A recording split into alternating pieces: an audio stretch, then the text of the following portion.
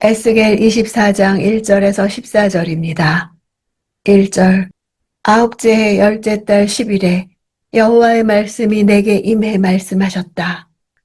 24장은 에스겔서 전반부를 마감하는 장입니다.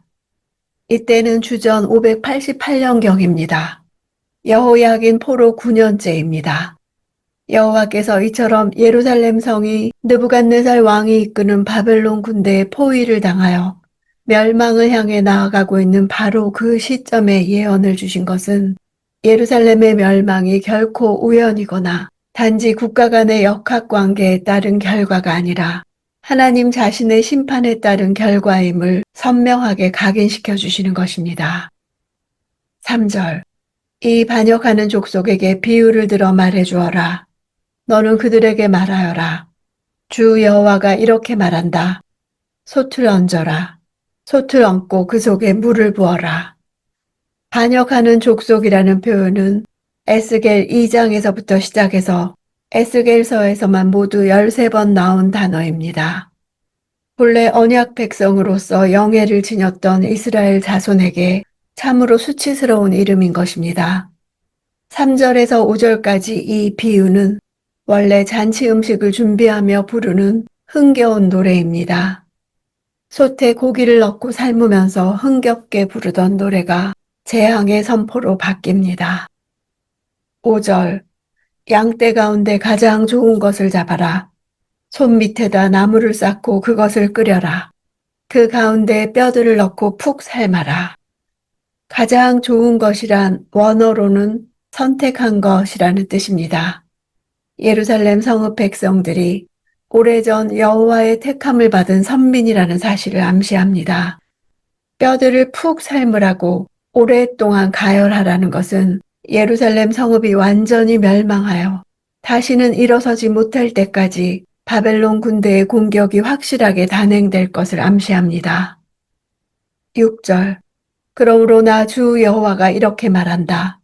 피 흘린 성아 화 있을 것이다. 아니 녹슨 솥의 녹은 없어지지 않을 것이다.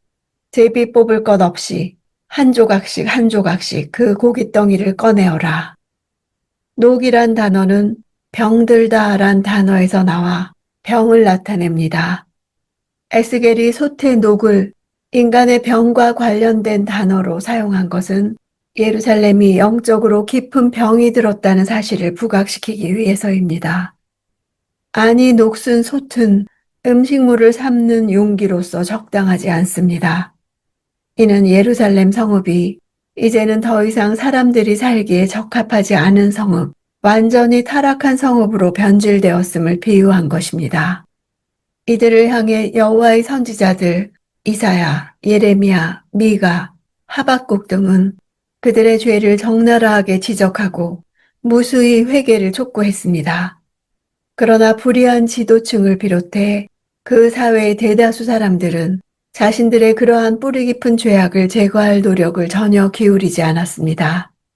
제비 뽑을 것 없다는 것은 녹으로 더럽혀진 고기들이기에 꺼내 버리라는 것입니다. 솥의 내용물들을 닥치는 대로 무차별적으로 하나도 남김없이 다 꺼내라는 명령입니다. 예루살렘이 완전히 함락된 후 그 성읍에서 생존한 자들이 무더기로 이방 여러 나라들로 끌려가 흩어질 것을 암시합니다. 7절. 죽임당한 사람이 흘린 피가 성읍 가운데 있다. 그 피가 바위 위에 흘렀다. 땅바닥에 흘렀는데 그 위에 흙이 덮이게도 하지 않았다. 보통 먹기 위해 잡는 짐승의 피도 땅에 붓고 가려야 했습니다. 예루살렘은 각종 압제, 살인, 학대, 부정 등으로 인해 죄 없는 자들의 피로 가득 찼습니다. 그것이 땅에 흘렀는데 덮지도 않았다는 것은 부당하게 피 흘린 자들의 억울함을 풀어주기는커녕 불의와 불법을 아무렇지도 않게 내보이고 공공연하게 뻔뻔하게 저질러 왔음을 나타냅니다. 드러난 피는 자신의 고통을 하나님께서 알아주시기를 원합니다. 그러나 예루살렘 사회는 피해자들의 피가 여호와께 보응을 호소하든지의 여부에 대해 전혀 관심조차 없었습니다. 그들은 실로 하나님의 심판에 대해 전혀 두려움이 없었던 것입니다. 9절. 그러므로 나 주 여호와가 이렇게 말한다. 화 있을 것이다. 피 흘린 성아. 나 또한 나무 더미를 크게 만들 것이다. 첫 번째 비유의 주체는 예루살렘을 포위 공격하는 바벨론이지만 두 번째에서는 하나님께서 주어가 되셔서 예루살렘의 정화를 위해 애쓰시는 모습을 묘사합니다. 이로 보아 바벨론의 공격은 더러워진 도성에 대한 하나님의 정결 작업인 것입니다. 11절. 그리고 석탄불 위에 빈 솥을 얹어 뜨겁게 하고 그 청동을 달구라. 그리하여 그것의 더러움이 그 속에서 녹고 그것의 녹이 타 없어질 것이다. 손마저 태워 없애기 위해 강렬한 불로 달구는 것이었습니다. 마침내 솥도 녹아서 모든 불순물과 함께 타 없어질 때까지 놔둔 것입니다. 예루살렘 거민들만 불에 타는 것이 아니라 성 자체가 너무나 타락해서 모든 것이 녹아내려 멸망을 당하는 일만 남았습니다. 12절. 이 성읍이 온갖 일로 곤비하나 엄청난 녹이 가마솥에서 없어지지 않았고 불 속에서도 없어지지 않았다. 온갖 일로 곤비하다는 표현은 해석이 다양합니다. 예루살렘이 우상에게 제사 드리는 것과 같이 종교의식을 행하는 일로 피곤하나 헛된 일이었음을 말합니다. 예루살렘의 해묵은 죄악의 녹이 예루살렘 자체의 노력으로 제거되지 않았음을 밝힙니다. 하나님이 보내신 여러 선지자들이 그들의 죄를 지적하고 회개를 촉구했지만 예루살렘은 멸망하기 전까지 그 죄악의 문제를 해결하지 못했습니다. 불 속에서도 없어지지 않은 것은 예루살렘이 과거 바벨론에 의해 최소한 3회 이상 침략을 당했음에도 불구하고 회개하지 않았음을 말합니다. 13절. 내 더러움 가운데 음란함이 있다. 내가 너를 깨끗하게 해주었지만 내가 내 더러움으로부터 깨끗해지지 않았기 때문에 내가 너를 향한 내 진노를 그만둘 때까지 내가 더 이상 깨끗하지 않을 것이다. 녹으로 비유되는 예루살렘의 죄 가운데 가장 큰 죄는 하나님을 배반한 음란이었습니다. 하나님은 예루살렘의 계속되는 거부에도 불구하고 예루살렘을 정결하게 만드시려는 계획을 포기하지 않으셨습니다. 마침내 그들의 완악한 태도를 완전히 꺾어 그들을 정결케 하기 위한 최후의 수단을 선택하고자 하십니다.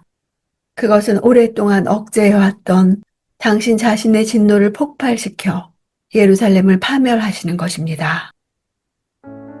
예루살렘이 포위된 날에도 하나님이 말씀을 주신 것은 그때라도 돌이키기를 원하셔서입니다. 멸망이 확정된 때조차도 늦지 않았습니다. 하나님은 그때라도 그 백성이 돌이키길 기다리십니다.